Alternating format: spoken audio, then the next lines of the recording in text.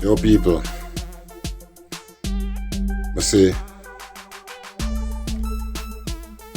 in a little conversation the other day, well, yesterday as a matter of fact, no, Monday to the Wednesday, some people we talk bank holiday, yeah, Monday.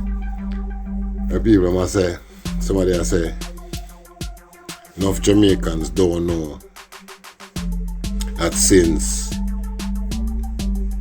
the sugar industry and the banana industry locked down at Jamaica and the spices, since I'm locked down them, since them business they expunge, I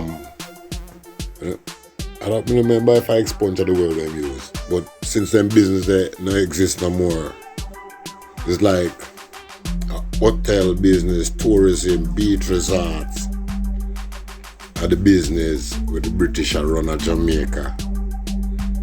Unknown to the public, but that are the business. And if we not say a paid tourism them focus on, and all of the roads them and everything we are built, all of them industries there kinda have to deal with tourism. And the person say, if you don't realize, Jamaica, the brand Jamaica is all about tourism. And if you're in the 540,000 people we are working at the industry, you know, count as nothing. I mean, I look on it, I want to say a registered summer beach resort. And if you know what the word summer mean, the person say, remember summer is a money box, you know. And they get me away, I couldn't say nothing because through me that verse. When I come home and I start dig the internet, I look for origin and words. And John, I start come up and start see it as head of a corporation. And I be like, wow.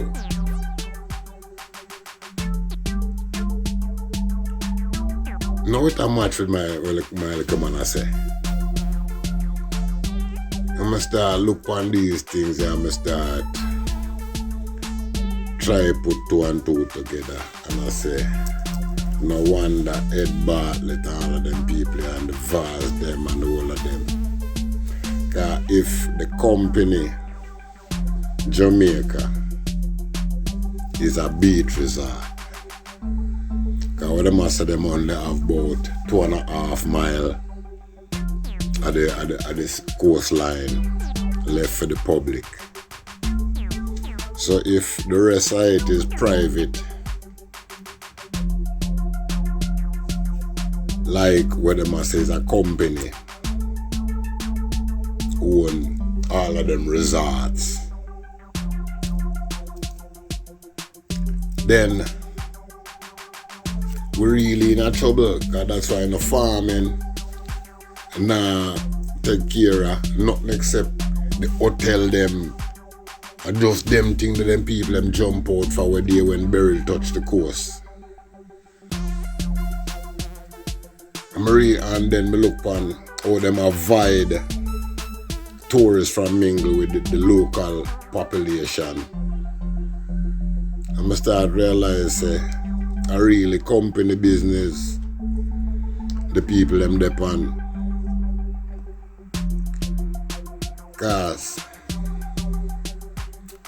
apart from tourism, it look like only crime can bring in other money in a country.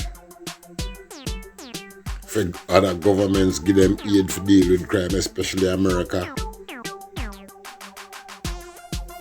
Anyway, people, when I go and look on and dig up about these things, I all make you listen to some way the people where me find on the internet about beach resorts and them thing, then why me agree with the conclusion. Jamaica, a registered summer beach resort. The sunshine and sea air were seen by Victorians as beneficial for health. Beach. A beach is a landform alongside a body of water which consists of loose particles.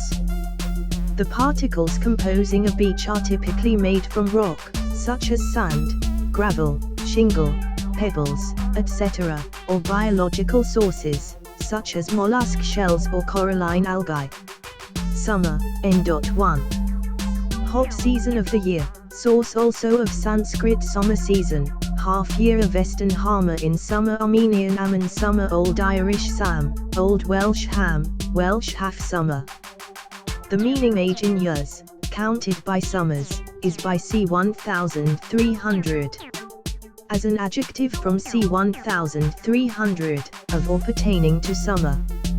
Figuratively, lasting only as long as pleasure or prosperity does by 1590 s. Summer resort is attested from 1823, summer as a general modifier in reference to people who visit a place only during the summer is by 1886.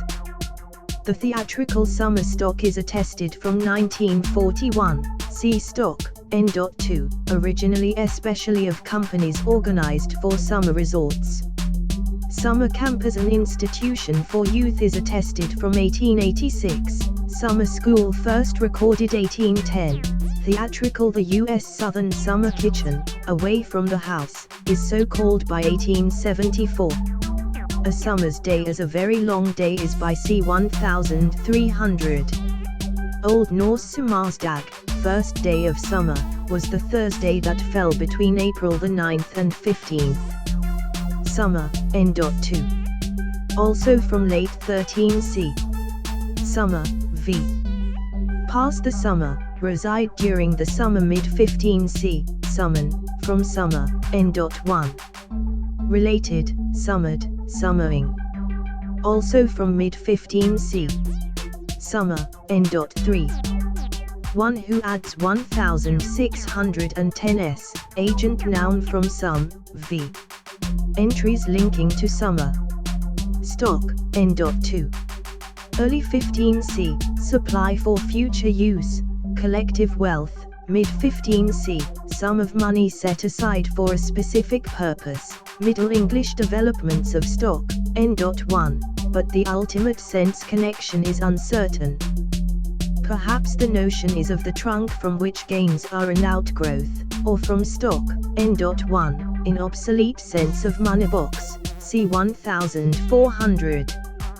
Probably several different lines of development are represented here. The meaning subscribed capital of a corporation is from 1610s. The figurative phrase take stock in, repose confidence in, regard as important is from 1870, from the notion of investment. In stock in the possession of a trader is from 1610s. The meaning broth made by boiling meat is from 1764. As raw material from which anything is made 1873, especially in reference to paper. Theatrical use, in reference to a company regularly acting together at a given theatre, performing recurring types, or staging a fixed set of plays, is attested from 1708, from the notion of something habitually produced or used. Taking stock, making an inventory is attested from 1736. One's stock in trade in a literal sense was goods kept on hand by a dealer or storekeeper, 1760s, with figurative use by 1784. As the collective term for the movable property of a farm, especially horses, cattle, sheep, and other useful animals, it is recorded from 1510s, hence livestock, stockyard. The application to cattle is primarily a specific use of the sense store, but the notion of race or breed has had some share in its development, OED. Some, v. Early 14c, somen, to count, things, people, count up, calculate, combine into a total from Old French somma to count, add up, or directly from medieval Latin summe, from summa, see sum, n. The meaning briefly state the substance of is recorded by 1620s, since c 1700 usually with up. Related, summed, summing. c 1300, filmy substance, actually spider threads, found in fields of stubble in late fall apparently from goose, see goose, n, plus summa summer, see summer, n. Blount, 1656, has it as gossamer or gossamer, the white and cobweb-like exhalations, which fly abroad in hot sunny weather. Not found in Old English. The meaning anything light or flimsy is from c 1400, as a type of gauze used for veils. The seaside resort and beach holiday, in their various guises, played a central role in the development of tourism as a great international industry, agent of economic and social transformation and depositor of deepening environmental footprints across the globe. Just as factory industry, steam power, modern means of transport and other innovations of the Industrial Revolution era trace their origins to developments in Britain, and the emergence of sport as a global economic and cultural phenomenon has its roots in the transformation of, especially, association football and golf into growing local, national and international businesses from the late 19th century, so modern tourism is another familiar set of phenomena that, for better and worse, the British gave to the world. The tentacles of the global tourist industry now embrace phenomena like sport and nostalgia for industrial pasts, but the seaside resort remains at the core of its imagery, both contemporary and historical. It also makes use of sport, nostalgia and other colors from the broader tourism palette to broaden its own appeal. The nostalgia dimension is fitting, given that it all began in Britain, in that 18th century that also saw the origins of the more conventional Industrial Revolution, although, as with so many other innovations the British gave to the world, the Romans had already been there nearly 2 millennia earlier. Even as the rise of the Atlantic economy and of Britain's pretensions to dominate seaborne trade helped to usher in the heyday of the British Empire, so the British seaside grew in parallel and spread across the globe, impelled in part by demand from expatriate Britons but increasingly gathering a momentum of its own as, like football, it adapted to new cultures and mutated in line with their expectations and preferences. Sea bathing, on a scale that was capable of attracting business investment, transforming old towns and creating new ones, emerged as part of the growing fashionable concern for the pursuit of health and attractiveness among the broadening and highly competitive upper strata of 18th century English society. It began as an extension of the older health regime of the spa, promoted by entrepreneurial medical men, and building on popular sea bathing traditions, shared with much of coastal Catholic Europe, that saw the sea as having prophylactic powers at the August spring tides. It was not until the 1970s that competition from new kinds of holiday destination, together with changing tastes and expectations, began to damage what were by this time traditional family holiday destinations, and even then recent research has suggested a greater resilience than was often assumed. As in the case of British manufacturing industry, the challenge to the British seaside in the late 20th century owed much to the successful export of the idea of sea bathing for health and pleasure to other parts of the world, the growing attractiveness of what were often newer and more attractive overseas holiday environments to British tastes, and their increasing accessibility through transport and organizational innovations. A further dimension of this was the enduring reluctance of national and regional tourism promotion bodies, which were always starved of funding, to promote the seaside as opposed to the capital and more conventional emblems of Englishness and Britishness, such as Oxford, Stratford-on-Avon, Edinburgh, the Lake District and the Scottish Highlands.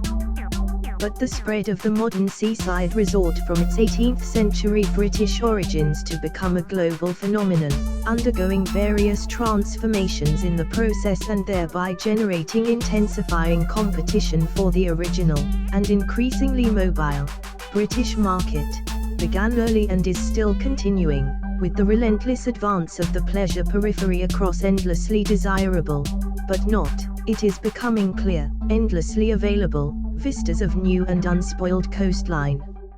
Seaside resorts began to appear on the French Channel coast and in what was to become Belgium and the Netherlands in the late 18th century. By the early 19th century the commercial sea bathing habit was making an impact on Normandy and southwest France, and in North Germany and parts of Scandinavia, and soon afterwards it reached the Spanish Atlantic coast. Developments in the Mediterranean, especially the French and Italian Riviera, whose early growth was based on the restoration of health through climate rather than sea bathing, came later, but by the mid-19th century Rimini was among several Italian sea bathing resorts that were catering for a regional clientele, alongside Rome's Ostia, and an increasing German and Austrian presence was notable on the Adriatic by the end of that century. But the Mediterranean as maritime tourist playground was mainly a product of the new vogue for sunbathing and personal display on warm and languid beaches that gathered momentum during the interwar years, and the Civil War delayed the full flowering of this process in Spain until the 1950s and 1960s.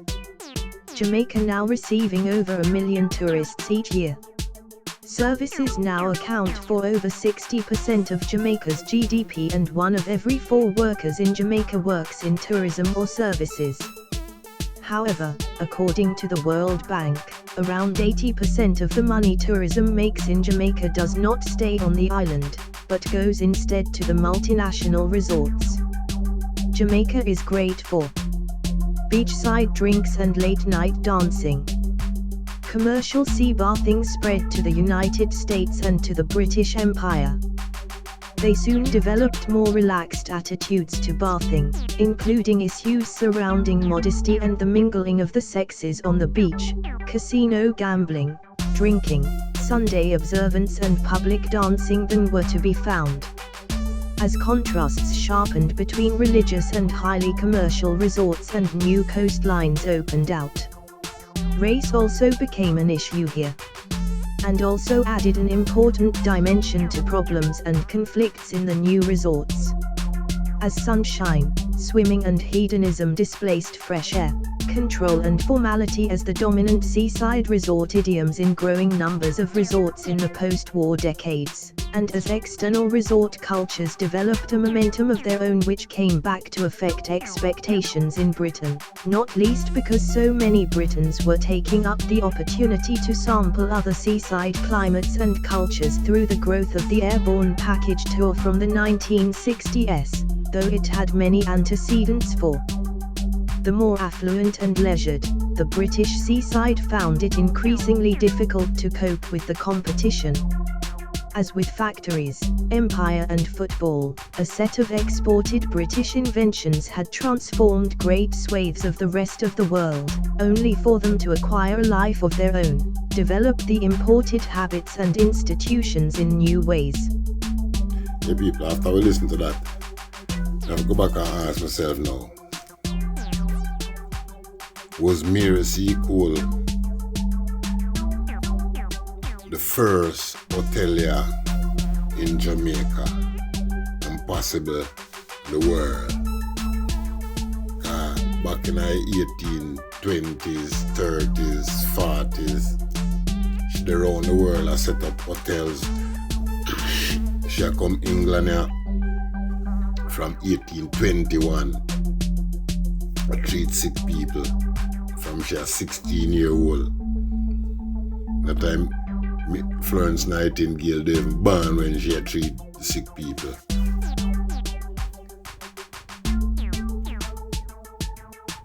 That's how again people we have to look. The word summer. You see? When you hear words, you have to look on the root of where them words really come from. See it? Hotel. Hotel is a form of money box.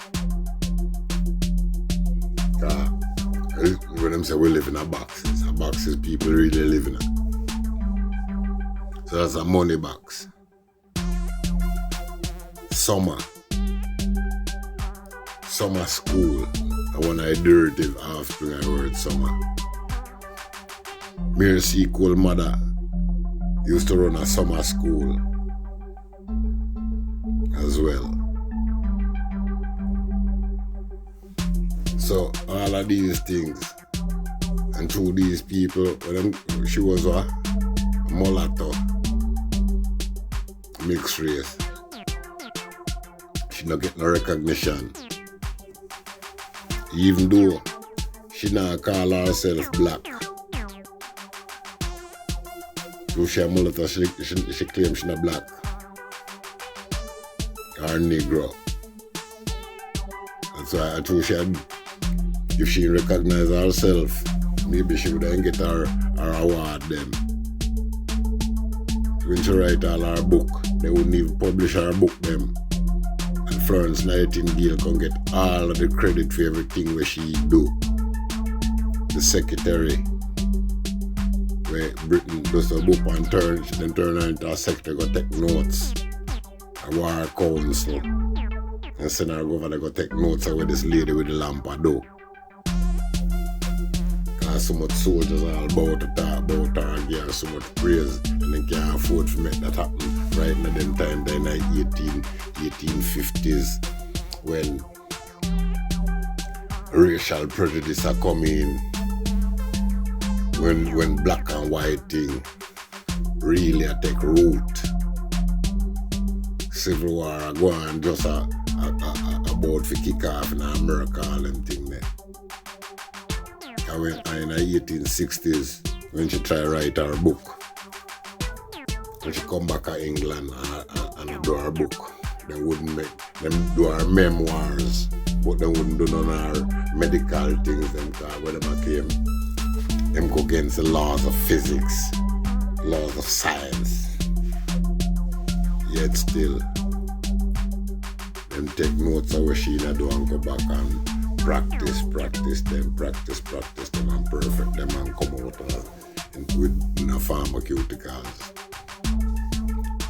And thing what she do, them come out with them now in a measurements in a pharmacy you get them. And now people, when you look again, them say beach resorts, football, and industrial age, all of them they take a British exports, but them go off into the world and find them own way. And now, Britain no want to tell the truth now. But them go off and see those things. Cause just like with football, England could never win a football, can't win the tournament unless it play on for them ground. The one time they win the thing, right here the match of a play, where we never did it, and it is alleged them thief for win it. So just like with everything we use, them thief where wrought iron from technology from Jamaica. We hear say football, them get here Jamaica, cause then go to Jamaica or see jackfruit and people make ball out of jackfruit gum and breadfruit gum together and I play with it, I kick up and down and I play with them call it next minute. Remember Bate or something like that. The girl them play. So then go see games about the place and try perfectly and claim say for them, or put in rules so them can possibly win and claim say them invented. But them go see people with them things. The hotels, the industry of Jamaica right now are big booming business. And without how me ear to run, that industry take time a turn. And that industry will bring back Jamaica into slavery cause with the impossibility of people getting to the seaside. One, the health benefits of the sea. The Jamaican populace now go get to enjoy it. Foreigners will get to enjoy it much more than the Jamaicans. And to cause problem with Jamaicans just for go there. And them are priced out of the range of Jamaican people because them lack of all of the access to it. So that's one next thing we will help bring the people them. Because see the police them are in Jamaica right now. Not playing with the civilians, the black civilians of Jamaica. Here with you today to share our story and our excitement about our opportunity in Jamaica.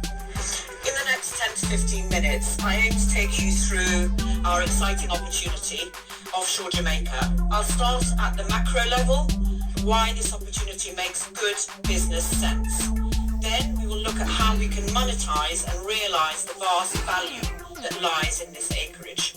And finally, I'll share just a fraction of the technical evidence that we have that underpins our statements on value potential. United are in a unique position here in Jamaica. The resource potential of this basin is huge. To date, and without the benefit of full 3D seismic coverage across the 22,000 square kilometers, and just let me give you some perspective, 22,000 square kilometers, you can put 3.5 million football pitches into 22,000 square kilometers. That's the acreage that we have, which holds over 7 billion barrels of mean prospective resources. So there's plenty of upside here and plenty of running room. Energy Minister Darren Barr has dismissed reports on social media claiming an oil discovery offshore coast. He labels the news or the claims as fake news. Mr. Barr stated that there is no such sign and urged the public to disregard these rumors. He explained he received numerous inquiries about the matter. As Minister, I can categorically state that there is no such thing. It is absolutely fake news. I, as Minister, will be the first one to be excited to share any such good news if and when that happens. So until such time as you hear from me, while I'm Minister, disregard all information in relation to Jamaica's discovery of oil. It is just simply untrue. Lie. Here with you today to share our story and our excitement about our opportunity in Jamaica. In the next 10 to 15 minutes, I aim to take you through our exciting opportunity offshore Jamaica. I'll start at the macro level, why this opportunity makes good business sense. Then we will look at how we can monetize and realize the vast value that lies in this acreage. And finally, I'll share just a fraction of the technical evidence that we have that underpins our statements on value potential.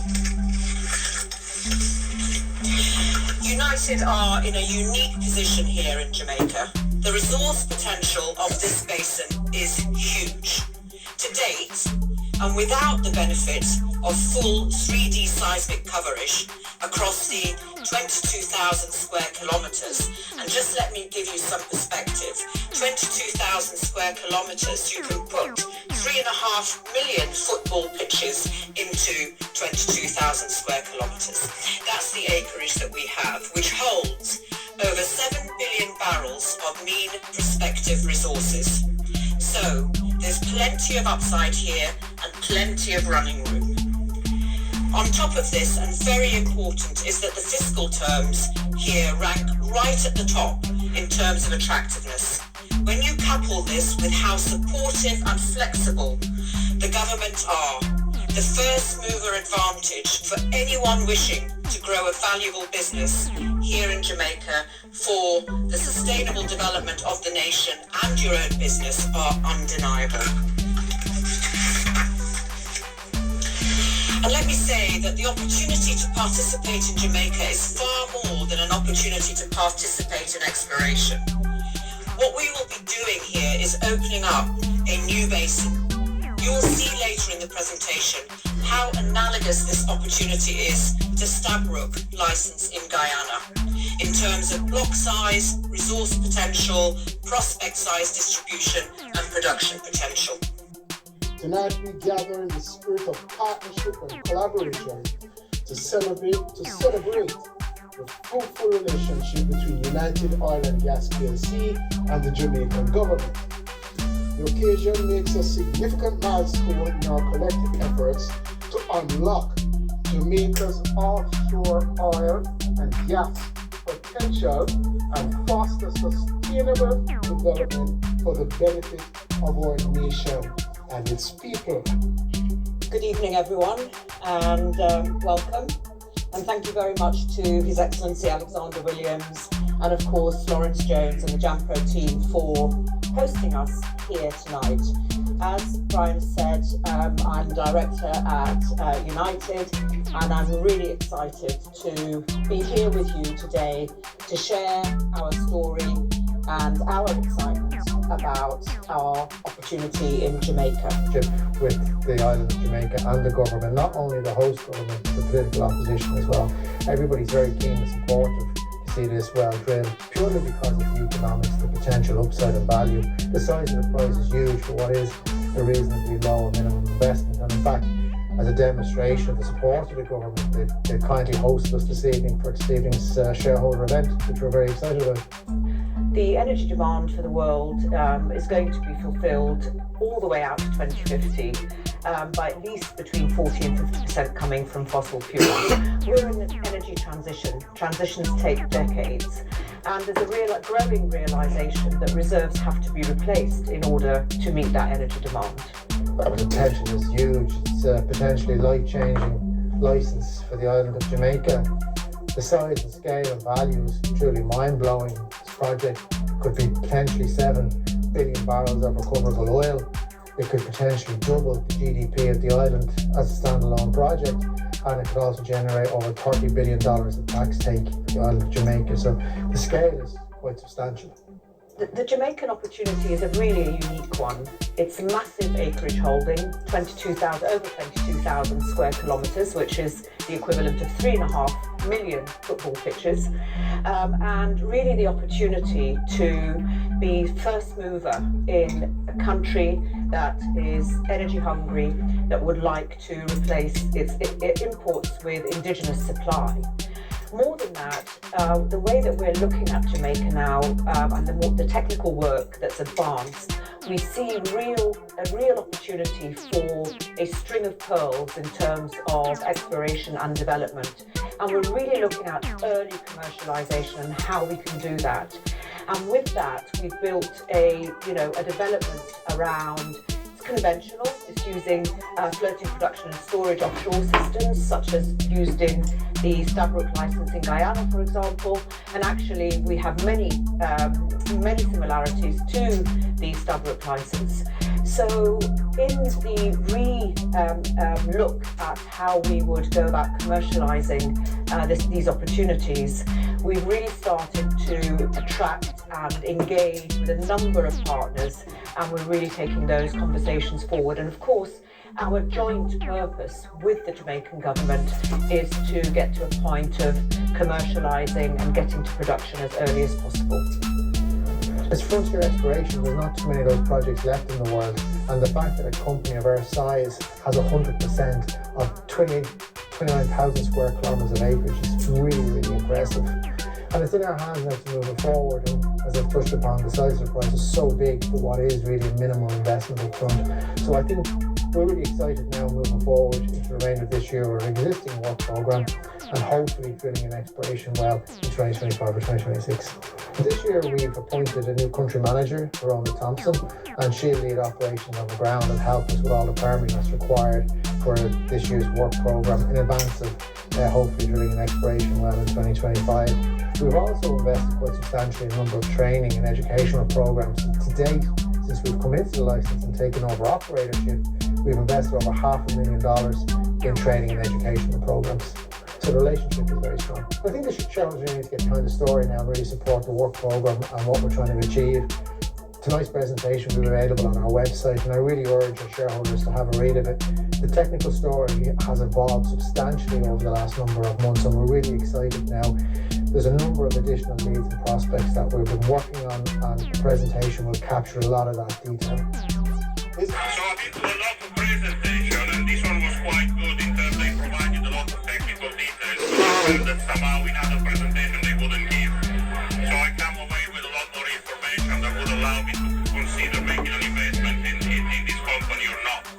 So it's probably one of the best presentations, or in the top 25% of the presentation I've been at. Now, Jamaica, it's a frontier country, but obviously after the investment in Guyana and Namibia, you want to look for the next frontier exploration. This one might be the next one. Uruguay might be the next one, but you want to be involved, you want to be one step ahead.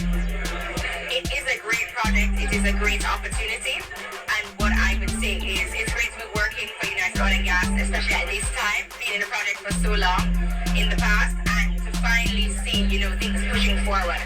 And I think for those who unfortunately were not here, there is a lot of information I think you'd be very interested in, and I hope you can either turn up next time, or you can ensure that you stay.